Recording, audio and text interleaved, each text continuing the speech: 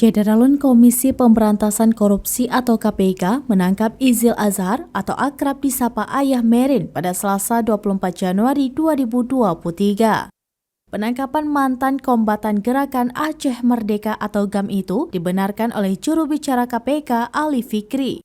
Saat dikonfirmasi Serambi Indonesia melalui pesan WhatsApp, ia mengatakan dengan bantuan tim dari Polda Aceh, timnya berhasil menemukan DPO KPK atas nama Izil Azhar.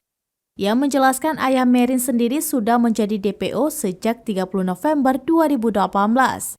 Mantan petinggi GAM tersebut ditemukan dan diamankan di sekitar kota Banda Aceh. Ali Fikri juga mengatakan bahwa tersangka akan segera dibawa ke Jakarta untuk diproses lebih lanjut. Sebelumnya, koordinasi antara tim KPK dan Polda Aceh sudah dilakukan sejak Desember 2022. KPK mengapresiasi jajaran Polda Aceh yang telah membantu lembaga KPK dalam pencarian dan penangkapan DPO yang dimaksud.